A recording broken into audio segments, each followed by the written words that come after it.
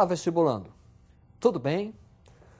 Na aula de hoje, nós vamos trabalhar o sistema feudal e a chamada crise do feudalismo, a Baixa Idade Média.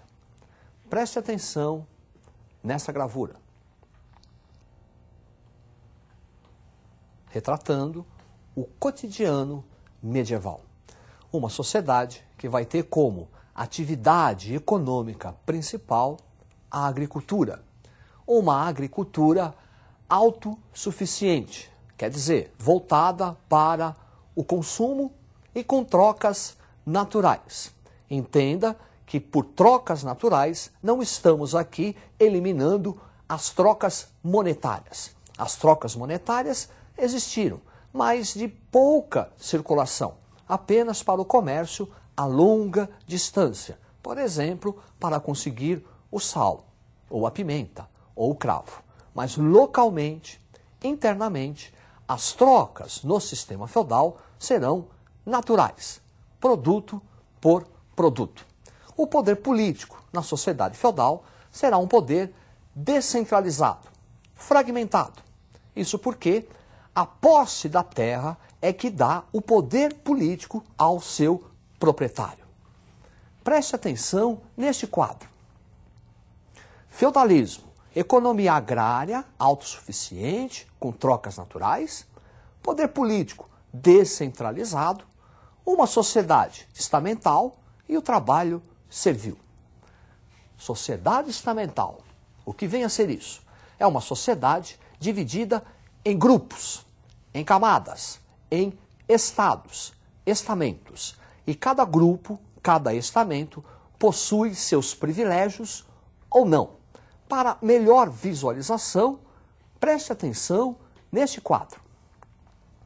Aí está, primeiro estado, formado pelo clero, segundo estado, composto pela nobreza, terceiro estado, formado pelos trabalhadores. Quer dizer, o privilégio do primeiro estado era a oração, rezar. O privilégio do segundo estado, as decisões políticas e a prática da guerra. E cabia ao terceiro estado sustentar o primeiro e o segundo. Dentro dessa sociedade estamental, vão se estabelecer inter-relações. Relações entre os senhores feudais, relações entre a nobreza, feudo-vassálicas, e inter-relação da nobreza com o terceiro estado, o chamado trabalho servil. Pelas relações feudo-vassálicas, nós vamos analisar melhor observando este quadro. A terra é o benefício. Aquele que faz a doação do benefício chama-se suzerano. Aquele que recebe o benefício chama-se vassalo. Lembre-se, a posse da terra dá o poder político. Então, em tese, o suzerano, ao conceder uma terra que antes lhe pertencia a um outro senhor, ele está perdendo poder político. Mas em troca, o vassalo, que é o recebedor do benefício, que é o recebedor da terra, em troca, ele deve prestação de serviço militar ao suzerano. Relação feudo-vassálica.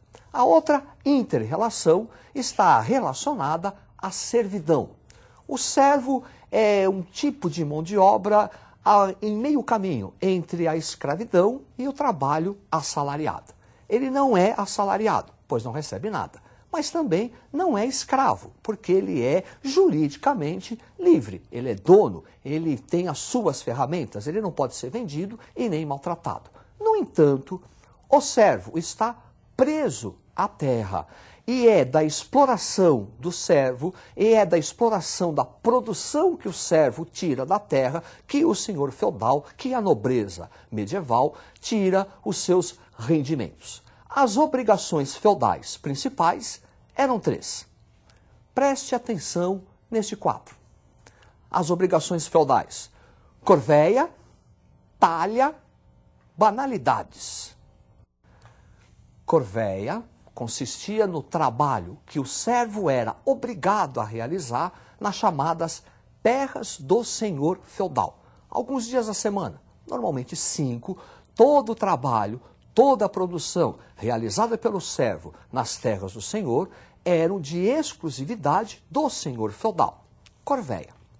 Talha, o servo, ele estava preso a um lote de terra cedido pelo senhor feudal. A talha é a obrigação feudal que o servo deve ao senhor dessa terra. 50%, a metade do que foi produzido pelo servo na terra cedida pelo senhor, 50% é dele, 50% ele entrega ao senhor feudal. Talha. Banalidades é pagamento que o servo faz pelo uso do forno para fazer o pão, uso do moinho para moer o trigo, uso de estradas, o famoso pedágio. Além dessas relações entre senhor feudal e servo ou entre senhores feudais, nós vamos ter um componente no sistema feudal muito importante. Preste atenção nesta gravura.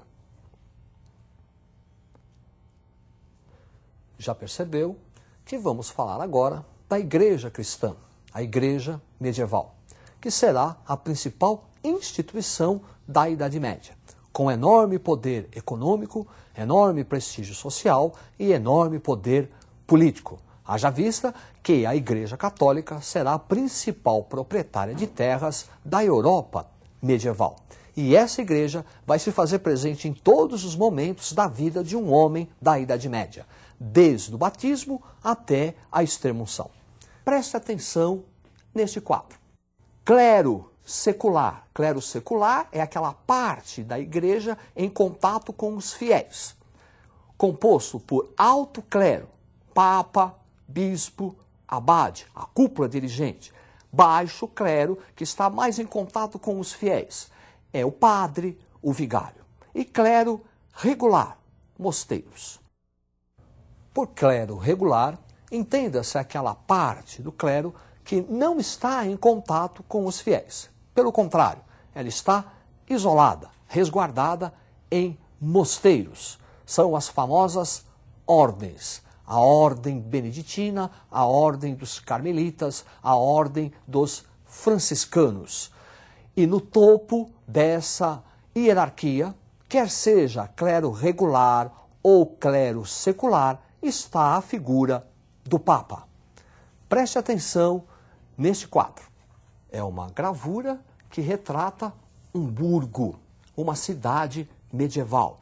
Essas cidades medievais começam a ter uma enorme importância a partir do século XI. O século XI é um século importante para o desenvolvimento da Idade Média. Marca o início da chamada crise do sistema feudal. No primeiro momento, século XI é o século do crescimento populacional, por vários motivos. Primeiro, porque o homem passa a tratar a terra de uma maneira diferente. Ele vai usar um sistema novo de atrelar o animal, ele vai desenvolver a charrua e isso provoca um enorme aumento na produtividade agrícola, contribuindo para o crescimento populacional. As invasões de povos que vinham fora da Europa cessou, contribuindo também para o crescimento populacional. Preste atenção neste quadro.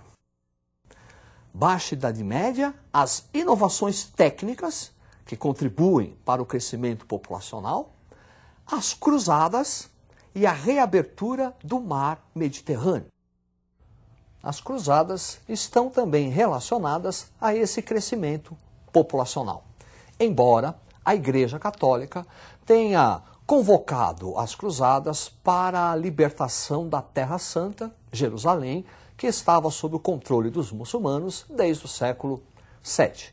Mas, na verdade, a Igreja, enquanto grupo dominante, não via com bons olhos esse elevado crescimento populacional, que por melhor que tenham sido as inovações técnicas, sempre vai haver um desequilíbrio entre a produção e a alimentação, gerando a fome.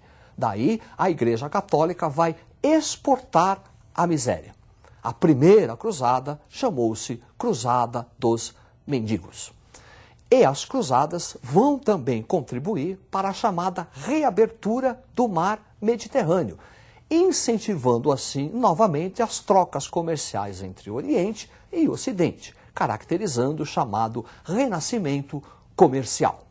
Preste atenção neste mapa. Estão as principais rotas comerciais mercantis. Ao norte, rota do Mar do Norte e Mar Báltico, controlada pelas cidades alemãs. Ao sul, a rota do Mar Mediterrâneo, controlada pelas cidades italianas. E uma rota terrestre fundamental que vai unir o sul da Europa, as cidades italianas, ao norte da Europa, as cidades alemãs. E nessas rotas terrestres, a principal será a rota da Champagne, onde vai se desenvolver as famosas feiras. O desenvolvimento comercial incentiva o desenvolvimento urbano, surgindo a figura do artesão, o tintureiro, o oleiro, o padeiro, que estarão reunidos em uma instituição, as famosas corporações de ofício, que eram entidades que deveriam regulamentar a produção urbana, dinamizando assim o intercâmbio comercial. O que era produzido na cidade pelo artesão seria utilizado como intercâmbio comercial, dinamizando assim as feiras, dinamizando assim o chamado renascimento comercial e urbano, desenvolvendo uma classe de mercadores muito importante que será a burguesia. Quem vive num burgo é um burguês. E essa classe, a partir do século XIII, com a dinamização das trocas mercantis, vai adquirir um grande prestígio econômico. Preste atenção neste quadro. Crise do século XIV, a famosa trilogia, Guerra dos 100 Anos, Peste Negra e a Fome. Guerra dos 100 Anos, um conflito que, na verdade, vai durar 113 anos, envolvendo França e Inglaterra.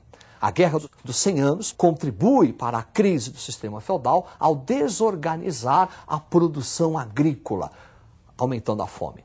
E a Peste Negra, que é uma epidemia trazida pelos cruzados que, no porão do navio, eram contaminados pela pulga, que transmitia um vírus, uma doença, que vai gerar no corpo do infectado um bulbo, um sangue negro, que ao estourar prolifera por todo o corpo. A peste negra será responsável pela dizimação de 1/3 da população europeia. Então aí está a trilogia, Guerra dos 100 Anos, a peste negra e a fome, que vão contribuir para a crise final da Idade Média. Sua superação vai se dar com a expansão comercial marítima europeia.